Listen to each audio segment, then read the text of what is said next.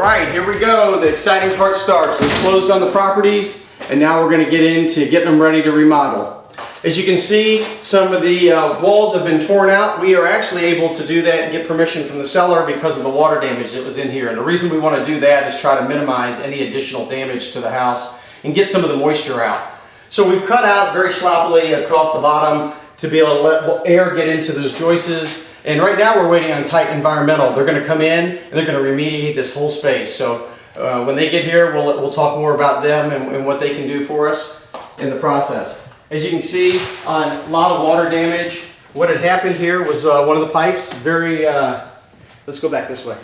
So one of the problems here you'll see is that one of these fittings, when properties aren't heated in the wintertime, these copper fittings typically pipe. Oh, perfect.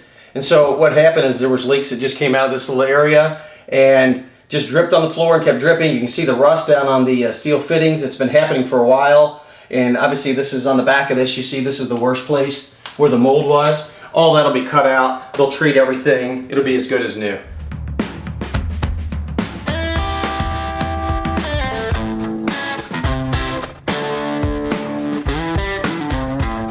All right, here we go. Kyle from Titan Environmental just got here, and we're going to have him go inside and tell us what this is all about. Hey, Kyle. Hey, Ben. How you doing? Good to see you again. How are you? Good to see you, too. Yeah, this is Kyle Gunyon. He's the operations manager with Titan Environmental, so certified. He's going to come in here and clean this up for us, so this thing's going to be perfect by the time he's done with it. So let's go back and look at the source of the problem. We talked a little bit about this before, but so you know, this is pretty typical stuff. Is what happens from a pipe that breaks. And right. we've got mold everywhere. I mean, all over the wall here. This is bad stuff here. This is bad stuff? Well, I mean, just the growth, the amount of growth, and it's getting higher and higher because of the water leaks. So, I mean, you can tell, is there different types of molds that sometimes people need to be worried about and others not, or really they need to be worried about all molds when we get an issue like this? Well, you know, there are, and I think there's a misnomer about black mold. You know, most mold is going to have a black, dark color. You know, we see kind of some dark greens here, some white, and that's typical as well. But not all black mold can be as toxic as people think it is. Okay. Most times we counsel clients, look, you don't need to have it tested to know that you have mold. You know, the EPA says, look, if you see it, you smell it, you know, you have it. So don't pay a consultant to test, you know, to spend $400, $500. You know, get in here and have a professional remediate the problem. Sure. All right, so we talked about we've got mold issues, we may have moisture issues, we'll figure out if we've got any lead-based paint issues, but we had one other thing that was a big surprise when we got into this project, and we got the carpet up.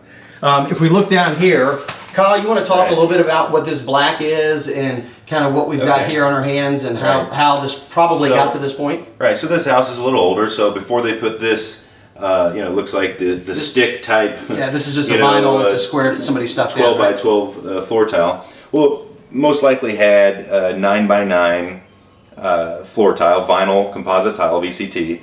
That was probably that was probably asbestos too, but it's gone, right? But what's left underneath is this black asbestos mastic or glue, if you want to call it that. And sometimes this can be anywhere from 3 to 5% asbestos. Okay. The glue actually has asbestos in it. Exactly. All right, so you're going to scrub this up, we're going to dispose of it in the right place, and when that's done, does that mean we're ready to go, we're certified, they're going to stamp it, and we're good to go, or what's the final part of the process? Well, one of the steps that we perform at the very end is have a professional duct cleaning company come in, and we're going to have Duct Doctor come in, and they're used to working with systems and experience with mold contaminated systems. That's one of the last steps that we take before our final clean. And after that's done, we have a visual inspection, and then we're going to do some air testing. You know, if you go over, hey, you know, you're going to have to re-clean and have your negative air machines with HEPA filtration scrub the air. So it's a lot, you know, we're going to use the same machine that filters and scrubs the air as we do for mold as asbestos. So we'll see those later, but those are just big fans that connect in and move air in and out and have filters and those kinds of things, right? That's right. All right, well, let's get your guys in here. Let's get this thing started. Yeah, let's do it. All right.